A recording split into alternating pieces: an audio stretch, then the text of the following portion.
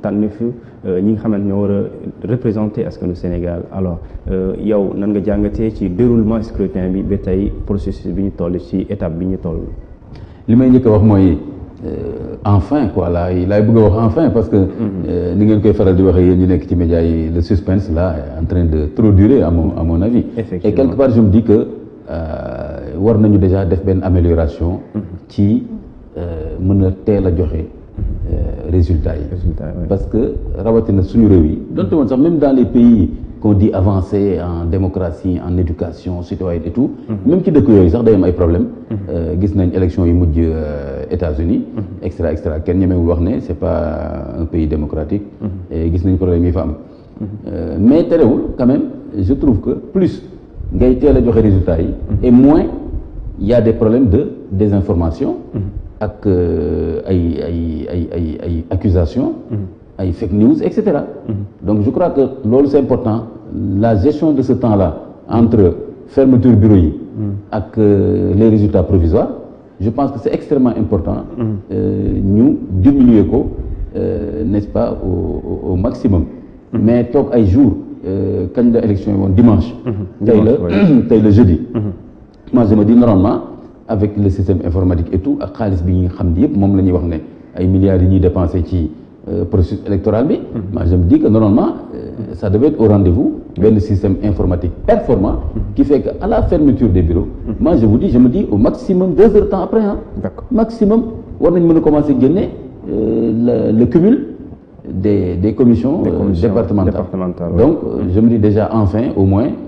gis nga diggante bi li fi xew yëpp ci ay wax ñu ngi boori urne fee dañoo bëgg a def lii man tam danaa la def lii loolu yëpp c'est parce qu'il y a un temps qui dure mais bu dul loolu de façon globale il me semble que analystes politiques yu sérieux yi parce qu'il y en a beaucoup qui ne sont pas sérieux aussi maintenant sur les plateaux ñu sérieux yi laay wax am xam-xam bi am xereñ bi aussi qui ne sont pas partisans dafa bëri tam ñoo xam ne léegi aussi am nañu xam-xam bi mais dañu partisans alors ñooñu su ma leen dégloo ñu sérieux yi te qui ne sont pas partisans dañuy wax ne globalement scrutin bi ça s'est bien déroulé ak tamit les observateurs aussi bien nationaux que de la CEDEAO dañuy wax ne en général vraiment le scrutin s'est bien déroulé moi je me dis que déjà c'est un acquis donc mënuloo am lu mel noonu ba pare bëgg a salfaañi yëf yi au dernier moment kon fu mu nekk nii pour man comme processus bi de façon générale ça s'est bien déroulé kon nañu xaar de façon sereine proclamation résultat yi cuun dama la bëgg a wax ni classe politique moomuñu nit ñi moomuñu réew mi et que aussi dañu war a respecter seen bopp respecter sénégalais yi et que tamit temps bu nekk ñu jox ko àqam xam nga y a le temps de la campagne maintenant c'est le temps de l'attente des résultats classe politique bi en ce moment là ils deviennent des citoyens comme tout le monde toog na xaar résultat après maintenant ils reviennent à la bataille politique d'accord alors déjà ñoom c'est comme si déjà ñoom joxe nañu seeni résultats ba pare parce que ci même guddi gi ki nga xamante mooy le mandataire de la coalition Benno Bokk Yaakaar dafa adressé wu ci presse bi ne ñoom am nañu assurance que ne am nañu lii di majorité bi nga xam ne moom la doon séentu ci lendemain bi également Yewwi Askan Wi alors ci même guddi gi sax Barthélémy Dias ak les leaders de la conférence de Yewwi daal di génn wax ne exactement ñoom ñoo nekk les vainqueurs de cette élection alors sachant que y a pas de vainqueur alors loolu lan nga mën a jàngatee ci ñaari communication yooyu. bon lan nga bëgg a wax ci sachant qu'il y a pas de vainqueur c'est-à-dire. non sachant qu'il y a pas de deux vainqueurs je voudrais dire. loolu nga bëgg a wax voilà loolu justement c'est la question qu'on doit leur retourner moom laay wax ñoom nañu respecté seen bopp ñu tamit respecté ñu mais bon c'est vrai que koo ci laaj danaan la man maa am ndam mais boo ko laajee tegtal yi nag nga indil ko ay problème waaw parce que problème surtout foofu la nekk moo tax poste ba mu jëlee je pense démb xaw ma wala barki démb où je disais que ni ben koo xam ni daal jàpp nga ni da ngay wax dara moo xam yaa am ndam wala da ngay accuser keneen ki ne dafay luubal mais indil ay tegtal exactement souvent sama benn waaye def ma woo fan yële mu ne ma keroog dama la gis ci benn média nga def intervention bu ma intéressé que j'ai trouvé vraiment très très bien ma ne ko lan loolu mu ne ma le fait que nga wax ni il faut pas que ñi classe politique bi yaakaar ni ay cancre rek ñoo nekk ci peuple bi quoi parce que ñoom dañuy def politique yore micro ak yore mbooloo il faut que ñu xam ne dans les citoyens il y a des gens yu leen gën a jàng te defuñ politique il y a des gens lucides il y a des gens yoo xam ne sax souvent beaucoup plus exemplaires que ñenn ñoo xam ne ñu ngi ci classe politique bi actuellement et qui traînent des casseroles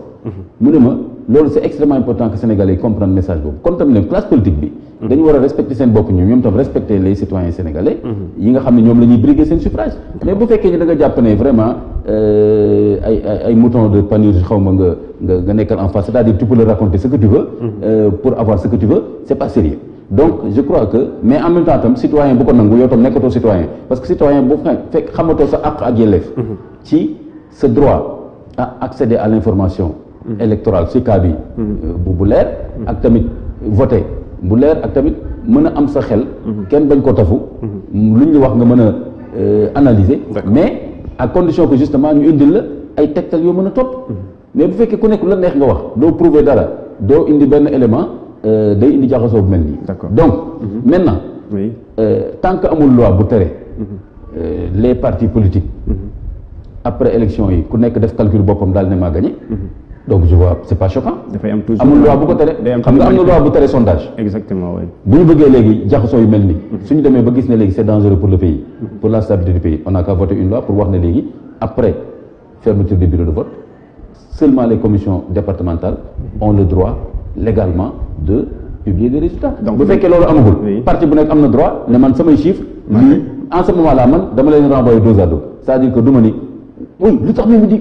gis nga dañu bëgg kii moo tax kii ba pare bu ko yeewi defee nga ne non yeewi am na résultat yi non non kon pour man ku nekk si ñoom am na droit joxe ay résultats mais ay résultats boppam la qui n'engage que lui et ça et son parti mais les résultats provisoires la ñuy xaar qui vont engager le pays parce que donné par une institution reconnue par toutes les entités politiques yi dem ci élection yi. donc da nga jàpp ne comme ni ñu defee pré-campagne interdire à toutes les autorités politiques ñu wax ci wàllum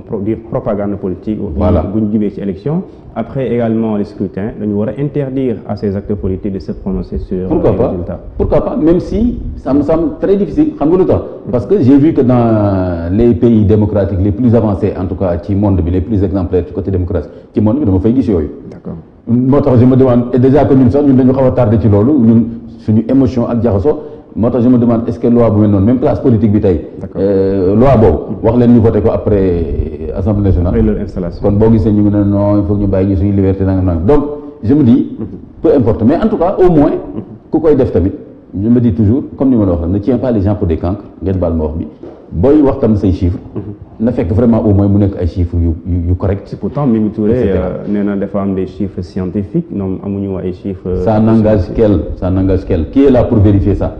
pour man il y a que les commissions départementales et après la commission nationale. qui est un interlocuteur fiable et légal pour man. donc muy Mimi au-delà de Mimi man xooluma ko fi mu nekk ni en tant que tanti Mimi Touré et cetera elle doit être sympa et tout mais man fi mu nekk nii li may xool mooy Mimi tête de liste. qui défend sa coalition qui est partisane c'est pas péjoratif hein. Ouais. Qui défend sa coalition. boobu laa gis par contre institution bi tudd commission départementale ak commission nationale. ñoom ñooy institution étatique légale bi nga xam ne ñoom suñu waxee ma jël ko au sérieux daal les résultats yi mooy les résultats provisoires. Après, on voit la suite. Le Conseil constitutionnel. Alors, sur l'OLU, justement, d'après les résultats probables, la probabilité du résultat, on voit Benno plus de 80 députés, également Yewwi une cinquantaine de députés, Wallu également une vingtaine, AAR justement un, PDF égale Pape Diouf un, aussi Pape Diop un. Alors, si on se fie à ces probables résultats, alors Benno serait majoritaire à l'Assemblée nationale alors su boobaa li nga xamante ne dañ doon wax cohabitation dafay nekk finalement un cauchemar pour l'opposition. Oui et il faudrait que je sais pas je vous laisse avec votre terme cauchemar mais en ce moment-là il faudrait qu'il assume le cauchemar. Moi je suis pragmatique sur ces questions-là. Oui. Te questions yi il faut être pragmatique sinon rek nga jeng. nga questions yi boo ci bàyyee espace émotion rek jeng parce que gars yi mën nañu wax mën nañu dugal fii donc c'est les chiffres. Quand on dit vote, c'est-à-dire on compte. Oui. ñi dem ci compétition bi ils sont d'accord sur le principe de compter. kon nag boo dem ba compter bi soo défavorable nga commencer non depuis 20 ans xaw ma lan non c'est-à-dire non donc on compte. Si on compte ku am majorité am nga majorité et tu t'en sers comme tu veux politiquement ku am minorité tam tu assumes de façon digne et démocratique. sama gars yi ñi ci démocrate wax ji bëri na de. mais démocratie boo xam ne yow tant que yaa ngi gagné rek. démocratie boo xam ne boo minorité daal ne non jaaduwul parce que majorité dañuy jaay doole mais yaa ngi wut majorité kon tu en feras quoi donc man seen affaire boobu majorité mécanique minorité ma ne tout le monde cherche une majorité et tout le monde condamne la majorité qui n'est pas sa majorité. D'accord man duñ ma nax ci yooyu. xoolal kon ku nekk li ko chiffre am jox. loolu la ko Sénégal yi cëral. D'accord kon tout le monde doit respecter ça. bu fekkee Sénégalais yi ñoo voté ba Benno am majorité faut respecter ce vote des Sénégalais su fekkee ni yow ak wàllu ku nekk la nga am da nga war a respecter ni Sénégalais yi lii lañ la jox tu travailles avec ça. D'accord donc le peuple aura choisi probablement et le choix du peuple dinañ ko leeral dans quelques heures parce que 17 heures déjà la ñu war a publier justement lii di résultat